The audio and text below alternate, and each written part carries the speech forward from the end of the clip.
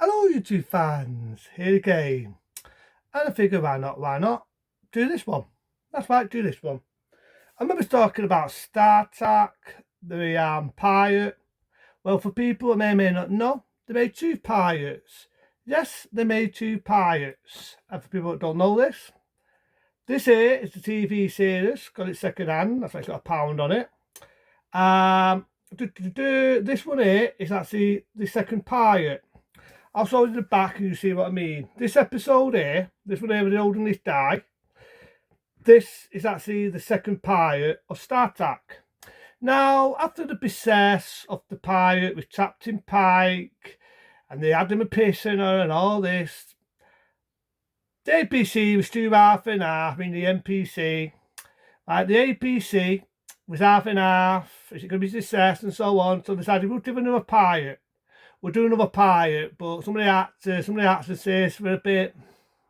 Now again, this is the bit where I'm half and half. I could be right, I could be wrong. Whether the actor that played Captain Pike was asked whether he didn't think he was suitable, or he went and he didn't want to be typecasted. It's one or the other, right? You can look up your history any day of the week. So instead, we had William Shatner. That's right.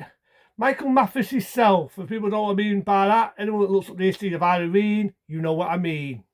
So William Shatner got the role as Captain T. Turk, and the rest is history. There was obviously must have liked James Seymour, because James Seymour as Dr. Spock, Stu had that role as Dr. Spock, so he was doing it. Now it's just similar to the TV series. The only difference is the costumes are not exactly like you see in the 60s. They're slightly different than what you see there, right? The costumes they were slightly different. It's hard to explain, but if you see it, they all wear like little costumes. Even Dr. Spock has a little costume. Obviously, when they decided that this was become a success, they decided, okay, we'll stick with it, but the costumes, we've got to re-alter it a bit, and then they altered everything else. And the rest is history. We had the TV series, what lasted from 1966 to 1960, if I remember right and wrong, 1969. I thought that's when NPC started to come up with the fucking excuse, because Neil Armstrong went on the moon, that sci-fi is now a dinosaur, and the rest is history. How they was proven wrong. But nevertheless, this is the one where we got Stotter, we got Dr. Bones, we got them all. We got them all. And this is actually quite a good episode, actually. It's quite a good one. So you got some of the music, the la la la la la la la, that music. And we got the Enterprise. They folded it a little bit. It was a little bit different. Because one thing I forgot to say, right? If you ever see the beam me up Stotty bit, the bit where they get beamed up, the sound effects and the way they got beamed up was slightly different in the first mini-series. In this, it's roughly the same as what you see in the series. You know, I can't exactly do the sound effects, so I'm not going to do it. So, you've got these two other characters, this man, this woman, and a chose to go to an alien planet, and something hits them. And they have these weird white eyes with special powers. And the thing I like about this episode is they can talk. You hear the voice, but you don't actually hear them talk. And I love the way they did that. I thought that was like, it's not like, I can't pronounce the word right, it's a big word for me. Ask to pat it. So we make you talk to someone without opening your mouth. So if I say, I take my mouth shut, I'm talking to you with my mind. You can actually hear my voice. Like, now, after my lips are shut, you can hear me talking with my mouth shut. I thought I like that little talk. I like the idea they had special powers. They could hurt people just by staring at them. And it kind of reminds me of the Molson Picture, you know, the bit with Caesar, where she gets taken over and Caesar's dead. And instead, you've got this robotic sort of alien. Looks like Caesar, but it's not her. It kind of reminds me of that, only it's a little bit different. It says a little bit different, but it just reminds me of that with what happens to Caesar in Star Trek: The Motion Picture. It's one day around the world. I'd probably like to review the original films again with the original tasks.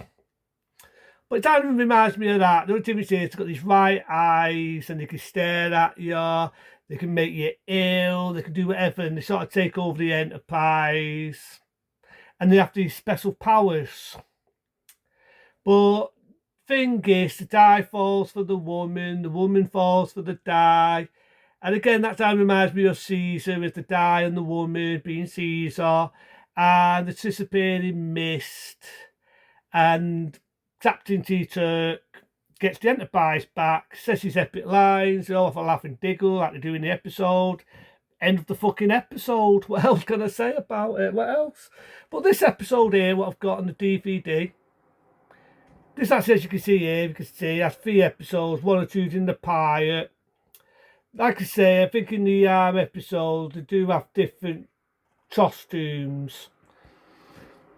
Standard, I can see why when they got on and they got to the films, the costumes altered from being very same.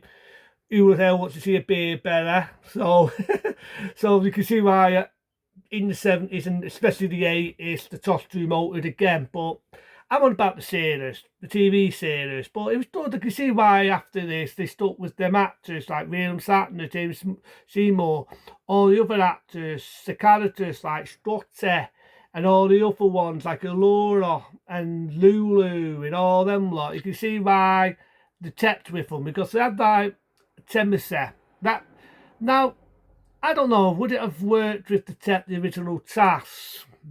I don't know. That's why I would have been interested. Like I said in the first review, I would have been interested to see what that would have been like. I would have been interested to see what that would have been like. But it was never to be.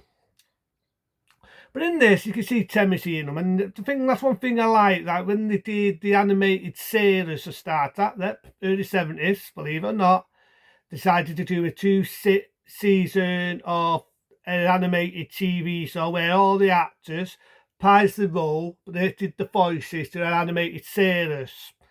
Again, ABC didn't think it worked, they didn't make a third one, which kind of sucks. But I will give it its due.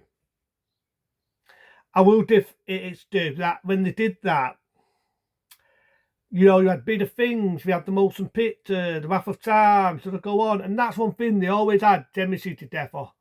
I love the fact that Dr. Bones doesn't get along with Dr. the Spot. They always have an argument on the show. I like the fact that Allura, it was the 60s, so, you know, I'm a red-blooded male, and that's him staring at her legs. But again, it was that era. Which I don't like that era. I like that era of the 60s, based on the future. That you got all these girls with mini skirts on. You know what I mean? But yeah, fuck it. I'm a bloody male. I'm staring at Allura's leggings.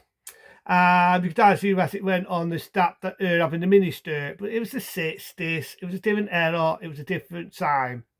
And you know what I mean? You had William Shatner. Without this, would William Shatner would have been that known? Would we have, after the start, that's after the success of T.J. Hooker or any of the films, would we have had the success, and this is a bit where we'll get to Halloween, would we have had the Michael Mathers mask for Halloween, which of course was used by the man himself, William Shatner? It was his face to use for Michael Mathers.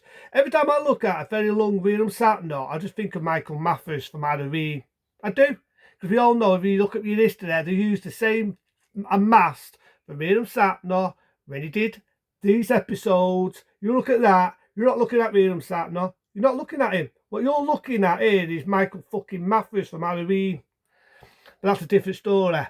But yeah, so William Shatner made it big for that episode. And now they've got the last laugh, I will say that, when they did the movie versions of Star Trek. But for another pirate, I don't think it was a bad pilot.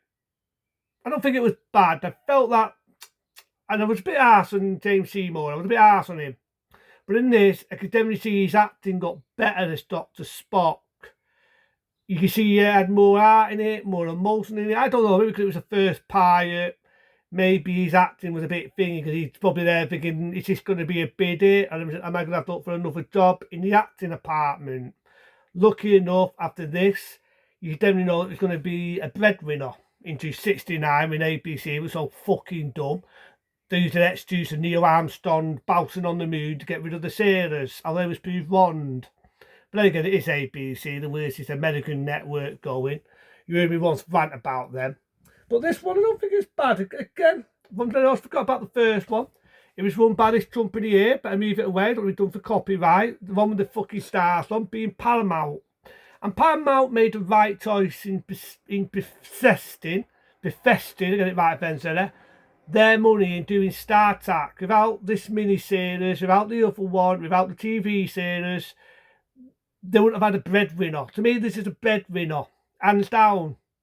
I mean, I found Star Wars. Without Star Wars, you wouldn't have had the motion picture and any other Star Trek what you have nowadays. So yeah, the miniseries is the second miniseries. I'm going to give it points. Well, like the first Pirate, no, because it's a TV show. But I will give it respect, because without this, you wouldn't have had them. So into them, be smart, be safe, and be me up stotty.